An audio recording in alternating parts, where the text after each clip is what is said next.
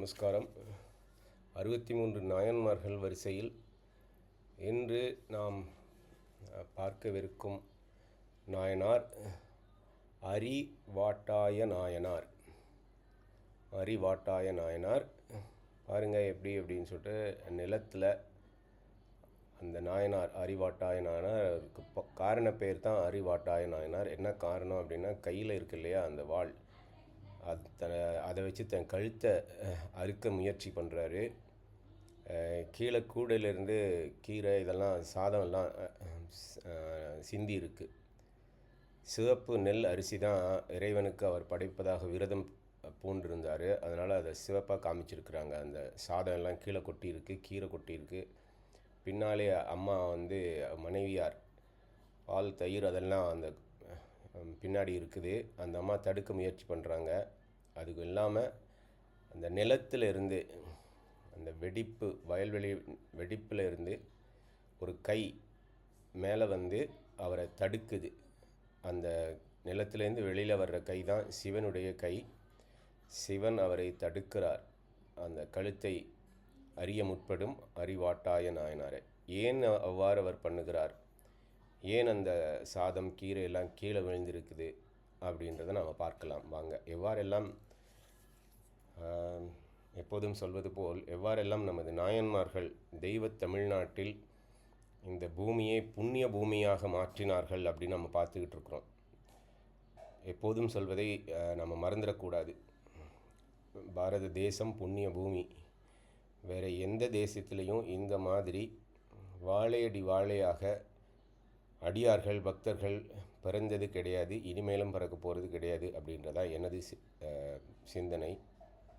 ஆனால் தமிழ்நாடு அப்படின்னா பாரத தேசம் அப்படின்றப்போ நிறைய ஊர், கேரளாவிலேயும் நிறைய பேர் வந்திருக்கிறாங்க, ஆந்திராவில் வந்திருக்கிறாங்க, வெஸ்ட் பெங்காலில் வந்திருக்கிறாங்க, மகாராஷ்டிராவில் வந்திருக்கிறாங்க, மத்திய பிரதேஷ் அப்படின்னு சொல்லினே போகலாம். காஷ்மீர், ஒரு காலத்தில் காஷ்மீர் சைவிசம் அப்படின்னு, காஷ்மீர் ஷைவிசம் அப்படின்னு ரொம்ப ஒரு சக்தி வாய்ந்த பீடமாக எல்லாம் அங்கே இருந்திருக்குது காஷ்மீர். அதனால தான் ஆதிசங்கரர் கூட அந்த காஷ்மீரில் போயிட்டு அவருக்கு அந்த பட்டம் பீடம் கிடைக்க வேண்டும் அப்படின்னு அதை ஒரு பெரிய விஷயமாக பேசியிருக்கிறாங்க சரித்திரம் எல்லாம். எதுக்கு சொல்கிறேன் அப்படின்னா, இந்த பாரத பூமியே அப்படி தான் இருந்திருக்கு. ஆனால் அதுலேயும் விசேஷமாக தமிழ்நாடு ரொம்ப சிறப்பாக இருந்திருக்கு. இப்போ கூட நம்ம கோயில்கள், பாரத தேசத்தில் அதிகமான கோவில்கள் கொண்ட மாநிலம் தமிழ்நாடு தான்.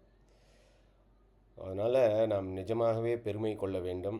அதே நேரத்தில் இன்று நாம் எவ்வாறு இருக்கிறோம், யார் கையில் ஆட்சி இருக்குது, அவங்கெல்லாம் எப்படியெல்லாம் நமது சனாதனத்தை போற்றுகிறார்களா தூற்றுகிறார்களா, சனாதன தர்மத்தை சேர்ந்தவங்களுக்கு கஷ்டம் கொடுக்குறாங்களா இல்லை அவங்களுக்கு உதவிகள் பண்ணுறாங்களா அப்படின்னு நீங்கள் நல்லா உன்னிப்பாக கவனிக்க வேண்டும்.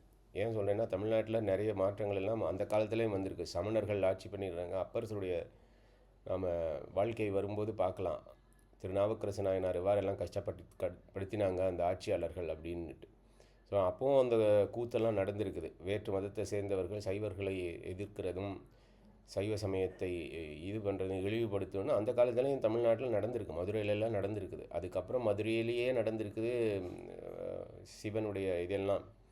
அந்நிய மதஸ்தர்கள் அரேபியாவிலேருந்து முகலாயர்கள் ஆட்சியில் என்னெல்லாம் நடந்ததுன்னு மதுரையிலே நமக்கு பார்த்துருக்குறோம்.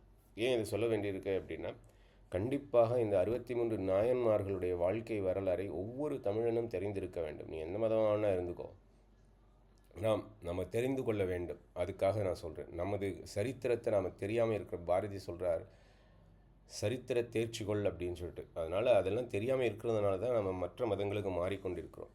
சரி, இப்போது இவர் யார் அப்படின்னு பார்க்கலாம். இவர் அரிவாட்டாய நாயனார், வேளாளர் குலத்து பக்தர், சிவபக்தர். அவர் என்ன பண்ணுறாருன்னா, ஒரு காலத்தில் நல்ல செழிப்போடு தான் இருந்திருக்கிறாரு, பணம் எல்லாம் இருந்து. ஆனால் அவரை சிவனின் திருவிளையாடலில் அவரை ஏழ்மையாக்குகிறார். அவருடைய விரதம் என்னன்னா, இறைவனுக்கு உணவமுது பிரசாதமாக கொடுக்குற நெய்வேத்தியமாக இறைவனுக்கு முதல்ல வச்சு. அவர் வேளாண் குடியில் பிறந்தவர் இல்லையா, அதனால் அந்த வேளாணில் கிடைக்கிற, நிலத்தில் கிடைக்கிற அந்த அரிசி, அதுவும் செந்நெல் அரிசி தான், சிவப்பரிசி தான் அவர் இறைவனுக்கு படைக்கிறார். சிவப்பு கீரை தான் வைக்கிறாங்க. அந்த கீரையெல்லாம் வச்சு இறைவனுக்கு படைக்கிற அதோட மாவடு ஊறுகாய் அப்படின்னு சொல்லலாம். மாவடு ஊறுகாய் இதையும் வைக்கிறாங்க இறைவனுக்கு. அதுதான் முதல் கடமை அப்படின்னு நினைக்கிறாரு. சிவனுக்கு திரு அமுது படைத்தல் தான் முதல் கடமை, அதுதான் எனது வாழ்வின் நோக்கம் அப்படின்னு பண்ணுறாங்க. நம்ம வாழ்வின் நோக்கம் அப்படியா இருக்குன்னு நம்மளே கேட்கணும். இதை அவர் தவறாமல் செய்து கொண்டே இருக்கிறார். எப்போது அவர் பணக்காரராக இருக்கிறப்பவும் சரி, ஏழையாக இறைவன் அவரை திருவிளையாடல் செய்யும் பொழுது ஏழையானதுக்கப்புறம் அவர் தொடர்ந்து அதை பண்ணுறார். எப்படின்னா முதல்ல நிலமெல்லாம் அவருக்கு சொந்தமாக இருந்தது. இப்போது அவர் ஒரு கூலியாளாக மாறிடுறாரு. ஏன்னா அவர் சோதிக்கணுமான ஒரு சிவன் ஆரம்பித்த காலத்தில் அவரை ஏழ்மையாக்கிறார். அப்போ ஏழ்மையாக அவருடைய நிலங்கள் எல்லாம் விற்று எதுவுமே இல்லாமல் ஆகிடுது. அப்போது அவர் கூலியாளாக மாறுறாரு. நெல்லை அறுவடை பண்ணுற ஒரு காலத்தில் நெல்லுக்கெல்லாம் அவர் இதுவாக இருந்தவர், சொந்தக்காரராக இருந்தவர் அந்த நிலங்களுக்கெல்லாம். இப்போ ஒரு கூலியாளாக தன்னை மாற்றி அந்த கூலிக்கு கிடைக்கும் நெல்லை வச்சு இறைவனுக்கு திருஅமுது படைக்கிறார். அதே மனைவியும் அதே மாதிரி தொடர்கிறார். இருவரும் அந்த பணியை செய்து கொண்டிருக்கிறாங்க. ரொம்ப ஏழ்மையாக இருக்கிற காலம் என்னாச்சுன்னா, அவரால் ரொம்ப நாளாக சாப்பிடாமலாம் இருக்கிறாங்க வறுமையின் நிலையால். அப்போது அவர் அந்த திருஅமுது படைத்து எடுத்து வரும் பொழுது களைப்பின் மிகுதியால் என்ன ஆகுது அப்படின்னா, இடறி கீழே விழுந்துடுறாரு. அவருடைய வயல்வெளியில் விழுந்துடுறாரு. எல்லாத்தையும் எடுத்துகிட்டு வர்றாரு சிவனுக்கு கோயிலுக்கு கொண்டு போய் வழக்கம் போல் நைவேத்தியம் பண்ணுறதுக்கு. ஆனால் அவருடைய உடல்நிலை பசியால் ரொம்ப நாளாக சாப்பிடாமல் இருக்கிறதுனால அவருடைய முடியலை. அப்போ விழுந்துடுறாரு. விழுந்தப்போ அவர் எடுத்துகிட்டு வந்த அந்த பிரசாதம் எல்லாம் கீழே விழுந்துருது. இறைவனுக்கு படைக்க வேண்டிய அந்த பிரசாதங்கள் எல்லாம் கீழே விழுந்துருது.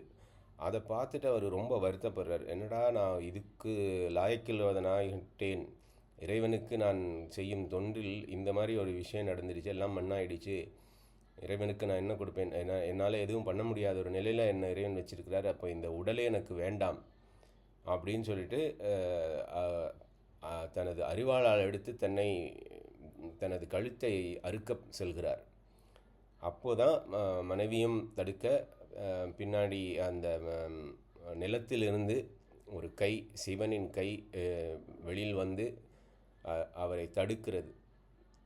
இந்த மாதிரி பண்ணாத அப்படின்னு சொல்லிட்டு, உன்னுடைய பக்தியை உலகுக்கு தெரிவிப்பதற்குத்தான் இந்த மாதிரி ஒரு திருவிளையாடல் பண்ணினேன் அப்படின்னு சிவன் அசரீதியாக சொல்லி சிவன் இருவருக்கும் முக்தி கொடுக்கறதாக பார்க்குறோம்.